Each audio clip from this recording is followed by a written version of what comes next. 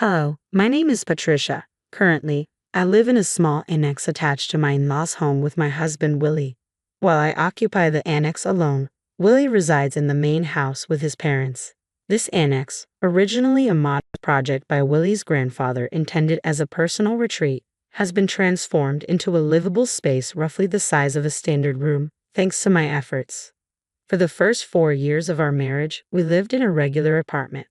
However, Willie's parents, who are very fond of him, unexpectedly expressed a desire for him to return home. Moved by his sense of duty and their emotional display, complete with tears and hugs, Willie decided to move back in with them. I was taken aback and overwhelmed by their heartfelt reunion. Willie and I met at work, where he began as my subordinate. After dating for 4 years while he lived at his parents' home, his nostalgia for his childhood home seemed to deepen. Despite our marriage and him living independently, his upbringing, marked by considerable pampering and little involvement in household tasks, drew him back to the comfort of his parental home. When I suggested sharing household chores, Willie was hesitant and admitted he had never been involved in such tasks before. Despite my hopes for an equal division of responsibilities, he consistently avoided them, claiming, "Patricia, you're better at it. You should just keep doing it." Although we both worked full-time, my higher position made me feel a stronger urge to distribute domestic duties. Yet trying to involve Willie often proved more exhausting than handling everything myself. Eventually, I found it simpler to manage the tasks on my own. The dynamic shifted when I began working remotely. Initially, Willie seemed surprised to see me at home every day and appeared to adjust to the new arrangement. However, it became clear over time that he hadn't fully grasped what working from home entailed. A few years into my remote work, Willie's parents made an unexpected visit to our apartment, expressing a desire to live closer to him. Witnessing their emotional reunion left me feeling isolated and confused. Respecting Willie's wish to be closer to his parents, we decided to move into their home. Throughout our relationship, Willie consistently chose locations near his parents, whether it was for renting an apartment or selecting jobs. Since I was working remotely, location had become irrelevant to me, but Willie's decisions often meant uprooting ourselves and quitting jobs. Upon moving into his parents' home, Willie's mother warmly expressed her gratitude, saying, "Thank you for taking care of Willie all this time. From now on, I will take good care of him, Patricia. You can handle everything else." Initially, I thought this meant I'd be relieved from daily chores related to Willie, but I soon realized her intentions were different. My mother-in-law took it upon herself to cater to Willie's specific needs, preparing special meals just for him, washing and ironing only his clothes, and maintaining his belongings. Meanwhile, all other household chores, including cooking and laundry for Willie's parents and myself, became my responsibility, despite my full-time job commitments. I found myself burdened not only with managing our daily tasks but also with maintaining the cleanliness of the larger family home. This new arrangement left me feeling disheartened. While Willie and his parents seemed content, I saw no apparent benefits for myself. My responsibilities appeared to have multiplied. During one cleaning session, my father-in-law approached me with a hesitant request. He looked apologetic as he said, "Patricia, I have a favor to ask. Could you contribute some money?" Confused, I asked him to explain further. He admitted that he found it difficult to ask Willie for financial contributions, saying that it felt challenging to request anything from him despite his hard work. This revelation added another layer of complexity to our living dynamics, highlighting the uneven distribution of both chores and financial responsibilities. Willie and I had previously agreed to share expenses like our apartment rent and other living costs. However, during our shopping trips, he often persuaded me to pay for various items including non-essential ingredients, alcohol, clothes, and accessories. When I expressed reluctance, he reacted childishly, accusing me of being stingy. Despite these financial disagreements, I found some solace in the fact that aside from these issues, Willie didn't interfere much with my everyday life. That semblance of peace vanished when we moved in with his parents. Unlike Willie, his mother actively disrupted my routine. She constantly interrupted my work-from-home schedule, insisting that I prioritize household chores over my professional duties. She would even barge into my room and tug on my clothing, making it exceedingly difficult for me to concentrate on my tasks. I felt increasingly frustrated and overwhelmed. I raised the issue with Willie, half expecting him to side with his mother. To my surprise, he listened attentively and promised to speak with her about the interruptions. I was hopeful for a compromise that would address both our needs. However, I soon discovered that Willie's idea of a compromise differed greatly from mine. Instead of finding a way to integrate our lives, he suggested relocating me to the annex, a separate structure on their property, introducing a new level of separation rather than integration. One day, somewhat jokingly, I asked Willie if I could demolish the annex and build a new house in its place. To my astonishment, he casually replied, "You can even demolish it and build a new house if you want." His casual remark opened up unexpected possibilities for our living arrangement, hinting at a level of autonomy I hadn't anticipated. Taking Willie's words to heart, I immediately began remodeling the annex to suit my tastes. As I cleaned, renovated, and updated the wallpapers, I noticed that Willie never checked on the progress. It became clear that he had no intention of living in the remodeled annex with me. This realization hit me hard. I was the outsider in the family living dynamic. There were times when I found myself alone at home while they went out to a barbecue restaurant or when I worked late and missed communal meals. These outings, often orchestrated by Willie's mother, seemed deliberately planned to exclude me. It appeared she might have been pushing for my exclusion, perhaps hoping I would leave her son. Despite these dynamics, Willie had given me complete freedom with the annex, and I seized the opportunity to make the space truly my own. I threw myself into DIY projects, installing new shelves and personalizing every corner of the annex. Surprisingly, after I moved out, neither Willie nor his parents ever visited. They must have been aware of the renovations, yet they showed no interest in my activities, reinforcing the sense that I was no longer considered part of the family. Living away from the main house, especially without Willie's mother's constant presence, I began to relish my newfound independence. It felt almost like living alone, which was surprisingly liberating. I took comfort in the fact that residing in the annex kept her from interfering with my work. During the renovation, I even installed new locks and improved the security, marking the annex as my sanctuary away from the family dynamics.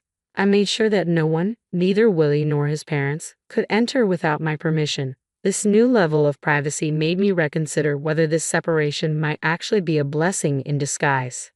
However, it seemed my mother-in-law sensed my growing detachment and was determined not to let me find peace easily. Unable to endure her behavior any longer, I found myself at a crossroads, contemplating my next steps. As I settled into the renovated annex, her desperation to drive me away became increasingly evident. Her subtle harassment started with minor annoyances like leaving trash in front of my cabin on garbage day instead of at the collection site. Occasionally, she would host barbecues in the garden, deliberately omitting me from the guest list while ensuring the enticing smell of grilled meat drifted my way. Despite these efforts, I remained resolute in my newfound space. I couldn't help but smile at the futility of her attempts to push me out. Then one day she summoned me to the main house under the pretense of offering leftover meat and potatoes. Sensing there was more to her invitation, I decided to go. When I arrived, I found her alone in the living room. With a dramatic flourish, she placed a single piece of paper on the table. It was a divorce document. It was clear that her real motive was to force this paper upon me, knowing that if she instructed Willie to proceed with it, he would comply without question. All that was left was for me to agree, and Willie and I could be officially divorced by simply submitting the paper to the city court. With a smug expression, his mother declared, "Isn't it about time you gave up? There's no reason for you and Willie to stay married anymore. Get out, you freeloading, unemployed woman." I was taken aback by her audacity, but her certainty only fueled my resolve. Thrilled by the prospect of freedom, I eagerly grabbed the divorce paper and exclaimed, "I'm going to the city court right now. Thank you so much." My mother-in-law, who had likely expected me to resist, was left dumbfounded by my unexpected enthusiasm. After submitting the divorce papers at the city court, I wasted no time packing my belongings. Feeling it was necessary to inform Willie's mother about the finalized divorce, I headed to the main house to let her know that the process had been successfully completed. After I finished renovating the annex, I told my mother-in-law that I would leave it as it was and she was free to demolish it or use it as she pleased. My positive attitude about leaving seemed to surprise even her. Although she appeared pleased with my departure, she still wished me luck on my way out. On the day I left, Willie and his father, realizing that I was truly going, expressed their concern. "Are you really leaving? What will we do without Patricia?" they asked. I smiled and thanked them for letting me use the cabin. explaining that since there was no point in staying married anymore and we were now officially divorced, it was time for me to move on. As I organized my belongings, I completed my move to a luxury apartment, a change I had been planning for some time. Not long after settling into my new place, my mother-in-law called me. Her tone was awkward as she began, "Patricia." Cheerfully answering her call, I started with a light-hearted question. "What's up? How's everything going with the cabin?" She shifted to a more serious topic, mentioning finances. Specifically, she brought up that Willie had informed her was giving his father $5,000 a month. Confirming her statement, I clarified that, contrary to her previous accusations of me being an unemployed freeloader, I was indeed gainfully employed. Her surprise was palpable over the phone. She had been under the impression that I had left my job entirely. I quickly set the record straight, explaining that I had just left my old job, but had moved on to become the president of a new company.